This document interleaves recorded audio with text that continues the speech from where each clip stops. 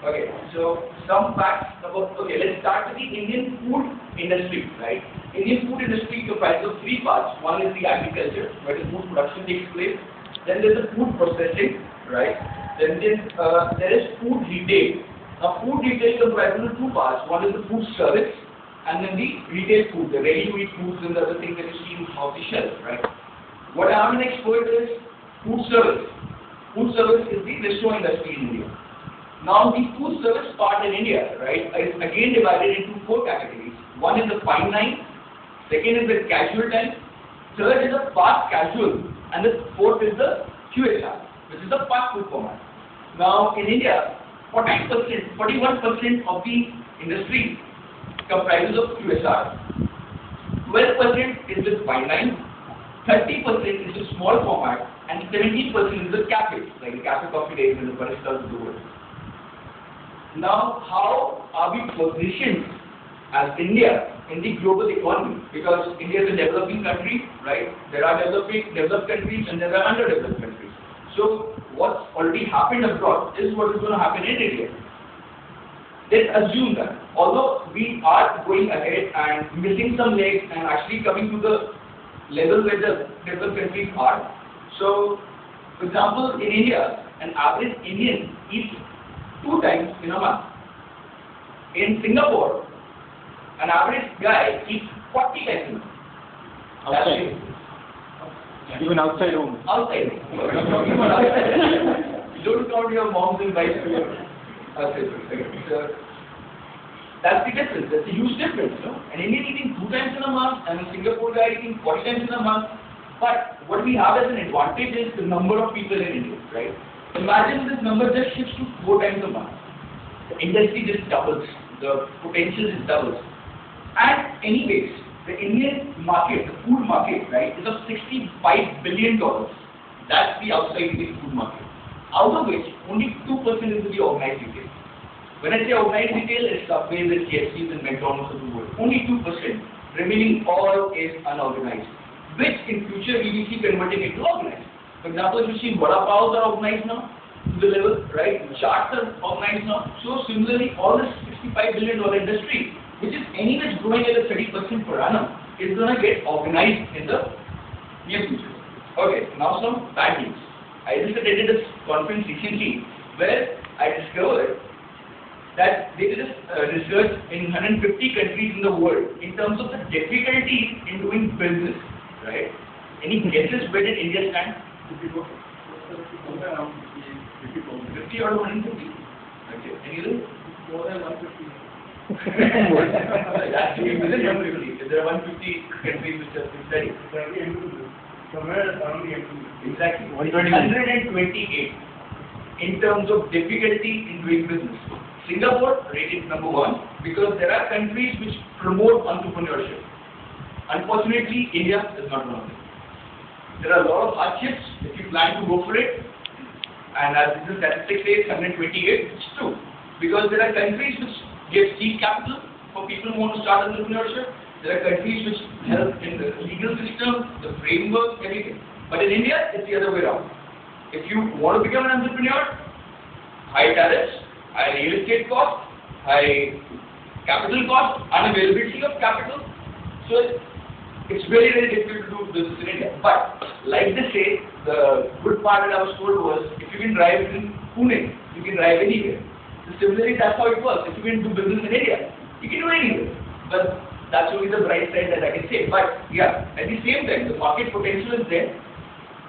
We are in a country where all the MNCs virtually want to come to India. Many of the players are already there. And the ones which are not there are already having plans to come to India. And food is a very, very local business. So the kind of work that an Indian can do, an MNC can never do.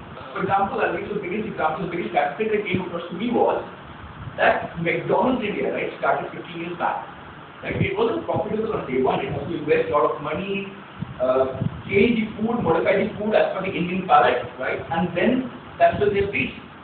And as of today, in McDonald's, 65% of the menu is indigenous. 65% of the menu is not available anywhere in the world. They had to customize to the level of 65%. So So that's the case. Then what's the fun of having McDonald's? I might as well start my own thing, be my own McDonald's. I have to go to 65% and so many losses for so many years. So that's a very big opportunity that we saw, right?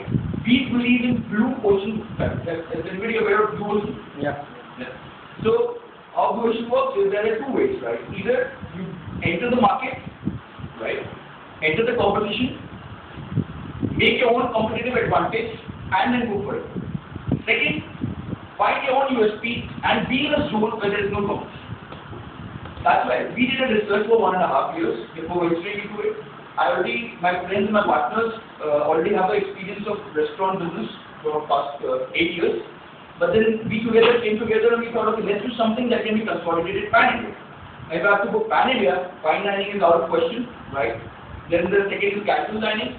And the third segment which is opening up in India, which is called fast casual. It's not fast food completely, which is not casual dining, but rather somewhere in the middle, right? That's what we chose, and then we went for it. Then, which cuisine to go for, right? For example, in US, there are 7 types of meals comprises 100% of the dinner meal. And in India, 15 different types of meals comprises only 60% of the dinner meal.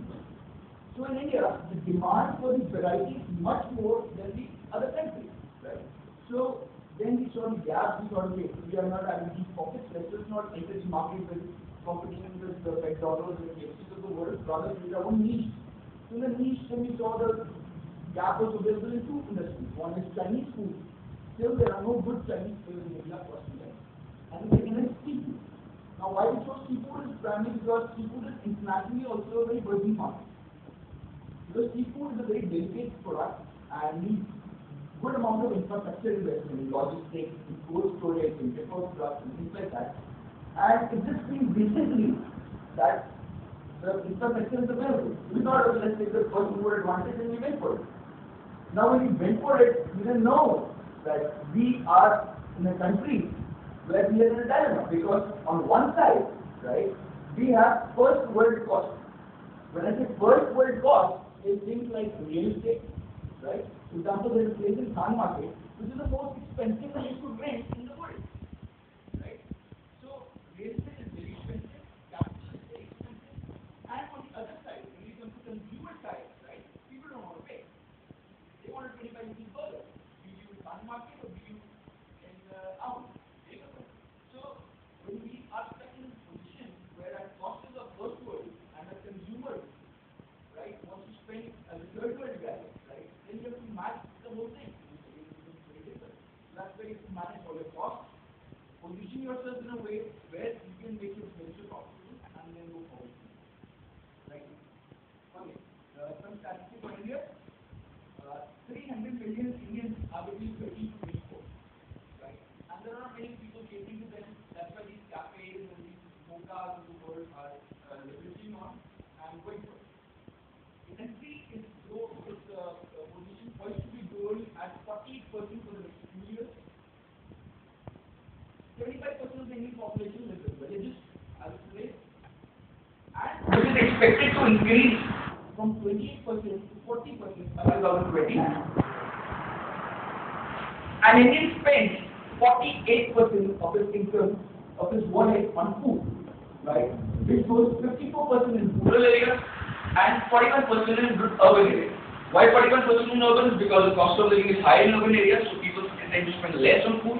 And in rural areas, it goes up to 54%, where the cost of living is less, so people spend more on food. That's the kind of potential.